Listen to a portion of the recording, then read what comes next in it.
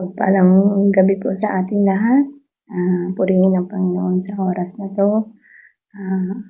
Ako po ngayon ay tinanghal para magbigay ng mensahe ng ating Panginoon sa gabi ito. Pero bago po ang lahat, gusto ko po magpakilala muna. Ako po si Jacqueline Besta Cabalbag from Ordaneta City, Pangasinan.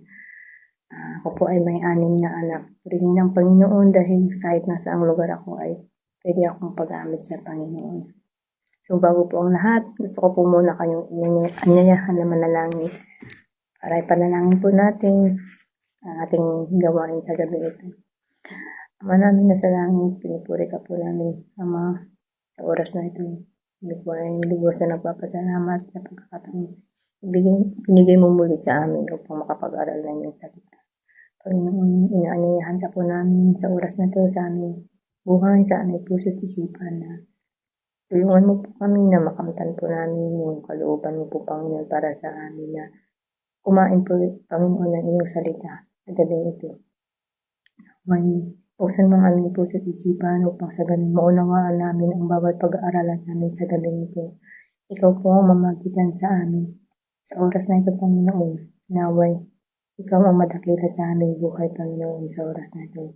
Tulungan mo po ang bawat isa sa amin at sa mga kapatiran po namin na wala pa sa oras na ito. Gusto pa pong makapasok at makapakinig na yung salita, Panginoon. Bigyan mo po sila, Panginoon, ng pagkakataon mo pong marinig ang yung salita, Panginoon. Ito po ang aming samot na lang sa pangalan ni Jesus. Amen. Amen. Ayan, muli magandang gabi po sa ating lahat, mga kapatid. Gusto po maitanong sa inyo, ano po ba yung Advent? Well, ang Advent po is meaning arrival o pagdating. Dahil nga po Pasko, ngayon po ay pag-aaralan po natin ang tungkol sa Panginoong Jesus.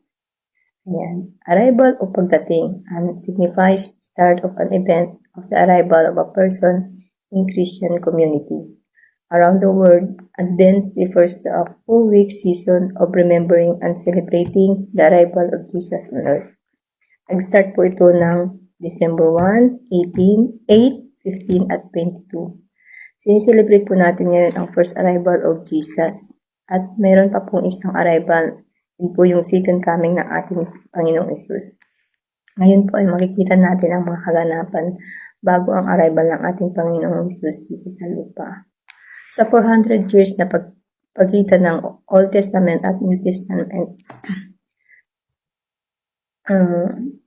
sinimulan po sa New Testament ang Book of Gospel at dito sa Book ng Luke 1 makikita ang kapahayagan tungkol sa pagsilang ni John the Baptist at ang pagpapahayag tungkol sa kapanganakan ng ating Panginoong Jesus. Sa passage po natin ngayon ay makikita po natin ang isa sa mga napili o nabigyan ng task para sa arrival ng ating Panginoong Jesus. Makikita po natin yung mission na itinalaga sa kanya at kung ano ang response niya sa mission na pinapagawa sa kanya ng ating Panginoon. Makikita rin po natin dito kung ano rin po ang dapat nating malaman tungkol sa taong pinagpala ng Panginoon. Ngayon po, ang scripture po natin ay matatagpuan po sa Lucas 1, chapter 1, verse 26 to 38. Buksan po natin ang ating Bible. Basahin po natin sa verse 26, sabi dito, nang ika-6 na buwan ng pagdalang tao ni Elizabeth, ang anghel na si Gabriel ay sinugo ng Diyos sa Nazareth, na isang bayan sa Galilea, upang kausapin ang isang dalaga na ang pangalay Maria.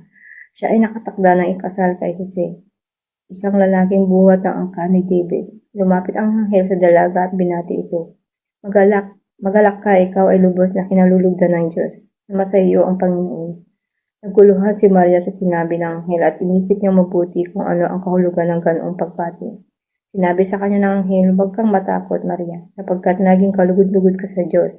Makinig ka, ikaw ay naglilihi at manganganak sa isang sanggol na lalaki, at siya'y papangalanan mong Jesus. Siya'y magiging dakila at tatawaging anak ng kataas-taasang Diyos.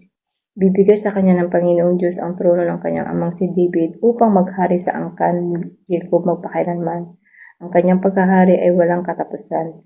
Paano pong mangyayari ito gayong ako'y isang birhen? Tanong ni Maria. Sumagot ang anghel, sa iyo ang Espiritu Santo at mapapasailalim ka sa kapangyarihan ng kataas-taasang Diyos. Dahil dito, ang isilang mo'y banal at tatawaging anak ng Diyos. Hindi ba't ang kamag-anak mong si Elizabeth e baog, gayon may naglihi siya at ngayon ika-6 na buwan na ang kanyang pagdalang tao kahit na siya'y matanda na, sapagkat walang anumang bagay na hindi kayang gawin ng Diyos. Sa last verse, sabi dito, sumagot si Maria, ako'y alipin ng Panginoon.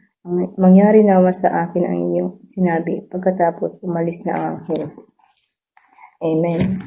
So, ang background po ng ating binasa ay the written was Lucas. Isa po siyang doktor na ang nagmamahal sa ating Panginoong Hesus. Ang book ng Luke ay sinulat para kay Theophilus at sa mga Gentile upang malaman pa ang katotohanan kay Hesus. Gentile Christian like Theophilus. Luke carefully documents the perfect humanity of the Son-Man, Jesus Christ. Ngayon po, tignan po natin kung ano ba yung gustong ipaalam ni Lucas sa mga Gentile Christians. Sa verse 26, sinabi dito, nang ika-6 ng buwan ng pagdalang tao ni Elizabeth, ang anghel na si Gabriel ay sinugo ng Diyos sa Nazaret na isang bayan sa Galilea. Basa po natin sa verse 5 to 25, ang pangyayari tungkol sa pagpapahayag ng kapanganakan ni Juan na taga-bautismo na siyang mangunguna sa ating Panginoon. Dito sa verse 26 ay 6 months old na rin po yung si Juan sa loob ng tiyan ni Elizabeth. Dito rin po muling isinugo ni Anghel Gabriel nung una po ay sa templo pinahayag kay Zacarias, ang kapanganakan ni Juan. Ngayon po ay sa lugar ni Nazaret na isang bayan sa Galilea. Isinugo ng Panginoong muli si Angel Gabriel para kausapin ang taong taga Nazaret. So sa verse 27, pababasa natin, sabi niya dito, isang dalaga na ang pangalan Maria, siya ay nakatakda ng ikasal kay Jose, isang lalaking buhat sa angkan ni Joseph. Ang kakausapin po dito ay isang dalaga. Sa New King James Version, mababasa po natin dito, 2 ulit na banggit ang salitang virgin. To a virgin betrothed to a man whose name was Joseph, of the house of David, the virgin's name was Mary. So, 2 beses po nabanggit po dito yung virgin. Alam po natin na ang mga repeated word dito sa Bible ay importante. Virgin in the New Testament is from the Greek word parteros and means a maiden and by implication an unmarried daughter. Mababasa rin natin dito ang salitang betrothed. Noong panahon nila ito ay nasa yugto ng kasunduan sa kasal o engage. Yung mga engaged noon ay tinuturing na halos kasal na sa mata ng lipunan at batas ng mga Hudyo. Noong panahon nila, hindi po dahil betrothed na kayo ng partner mo ay pwede mo nang gawin ang ginagawa ng mag-asawa. Dahil mga patuntunan po sila noon na dapat nilang sundin tulad ng magmakikiapid. Sa ilalim po ng batas ng Hudyo, maaaring parusahan ang mahuling nangangalunya kahit sila ay engaged pa lang. Ito ay pagbato hanggang sa mamatay. Mabasa po natin yun sa Deuteronomy chapter 22, verse 23 to 24. Pangalawa, pakikipagtalik sa isa't isa bago ang kasal. At ang pangatlo ay pagkan sila sa betrothal ng walang malinaw na dahilan. Pang-apat po is pagsisinungaling tungkol sa purity. Sa kultura noon, ang dalaga ay naasahang malinis o birhin bago ang kasal. Ang pagsisinungaling tungkol dito ay maaaring magdulot ng iskandalo, mabigat na parusa. Noong panahon po nakakausapin ng anghel si Maria na isang birhin, ang betrothal ay isang napakahalagang yugto na may mahigpit na kaugalian at ang paglabag dito ay tinuturing na seryosong issue hindi lamang sa relihiyon kundi pati na rin sa batas. Mabasa rin po natin dito ang partner dito ni Maria ay si Joseph na buhat sa angkan ni David. Ini-emphasize po dito yung line ni Joseph. Balik po tayo sa story. Dito na po nag-start yung conversation ang Anghel Gabriel at Virgin Mary. So sa verse 28, sabi dito, lumapit ang anghel sa dalaga at binati ito. Magalak ka, ikaw ay lubos na kinalulugdan ng Diyos. Sumasa iyo ang Panginoon. Sinimula ni anghel ang pag-uusap nila ni Maria sa pamamagitan ng pagbati. Magalak ka. Makikita po natin sa pagbati ng anghel, kinukongrat siya po si Maria sa anong paraan. Dahil siya ay lubos na kinalulugdan ng Diyos at dahil dito ay suma sa kanya ang Panginoon. Ngayon po, tignan po na muna natin kung bakit lubos na kalugod-lugod si Maria sa Diyos. Si Maria ay naging kalugod-lugod sa Diyos simula pa noong hindi pa siya pinili bilang ina ni Jesus dahil sa kanyang matuwid na pamumuhay, pananampalataya at pusong ganap na nakatuon sa Diyos. Hindi man po pinakita dito sa Bible bago ang pagpapahayag na kapanganakan ni Jesus, meron naman po siyang ipinakita na nagpapaliwanag na siya ay naging kalugod-lugod sa Diyos. Una po dito ay naging banal at matuwid ang pamumuhay ni Maria. May puso mapagpakumbaba po siya na mababasa sa Luke 1 verse 38. Pangatlo po ay may pananampalataya siya sa Diyos. At sa taong po ni Maria, pinapakita po noon yung malalim na pananampalataya niya sa Panginoon. Mababasa rin po natin sa Luke 1:46-47. Siya rin po ay may pagsunod sa kalooban ng Diyos, pagpili ng Diyos o biyaya ng Diyos na mababasa sa Luke 1 verse 30. Ngunit kung mapapansin po natin dito sa verse 29, naguluhan si Maria sa sinabi ng anghel at iniisip niyang mabuti kung ano ang kahulugan ng ganoong pagbati. Kung magpapakita po sa atin ang isang anghel ng Panginoon, ano rin kaya yung magiging reaksyon natin? Nung nagpakita si Anghel Gabriel kay Zacarias, ito ay nasindak at natakot na makita niya ito. Ngunit sinabi ng anghel sa kanya, huwag kang matakot, Zacarias. Same po sa sinabi ng anghel kay Maria. Sa verse 30, sinabi sa kanya ng anghel, huwag kang matakot, Maria, sapagkat naging kalugod-lugod ka sa Diyos. Dito po ay muling binanggit ang anghel ang pagiging kalugod-lugod ni Maria sa Panginoon. Hindi lang po dahil sa pagiging banal o dahil siya ay nagpapasakop sa Panginoon. Siya din ay naging kalugod-lugod dahil sa pagkabirhen niya, na isang magandang implication para masunod ang propesiya. Ano nga ba ang propesiya? So, yun po. Kung mabalikan po natin ang mga audience ni Luke ay ang mga gentle Christian. Marahil meron po silang pananampalataya, ngunit hindi sila ganoong kapamilyar sa Old Testament at mga propesiya tungkol kay Jesus. Sabi po dito sa Isaiah 7, verse 14, sabi dito, dahil dito si Yahweh mismo ang magbibigay sa inyo ng palatandaan, maglilihi ang isang dalaga at magsisilang ng isang sanggol na lalaki at tatawagin sa pangalang Emmanuel. Ang propesiyang ito ay ang siyang binanggit ng anghel kay Maria. Sa verse 31, mababasan po natin na sabi dito, makinig ka, ikaw ay maglilihay at manganganak ng isang sanggol na lalaki at siya ay papangalanan mong Jesus.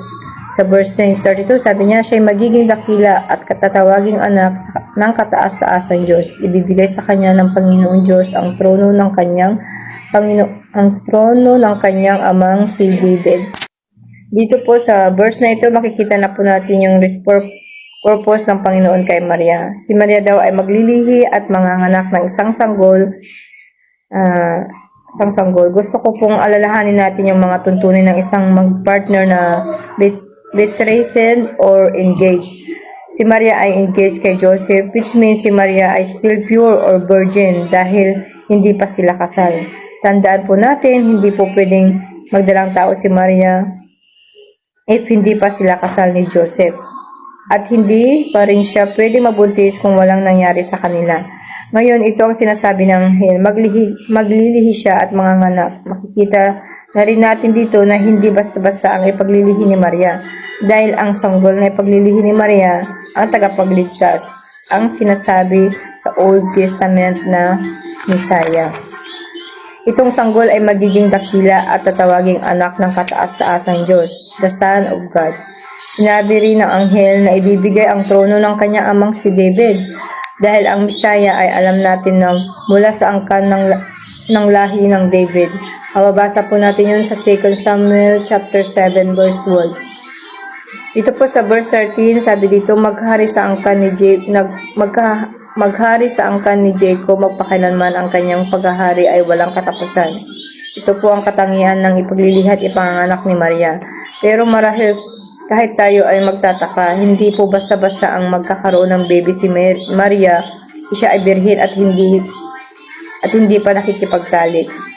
At ito po ang response ni Maria sa sinabi ng anghel tungkol sa kanya.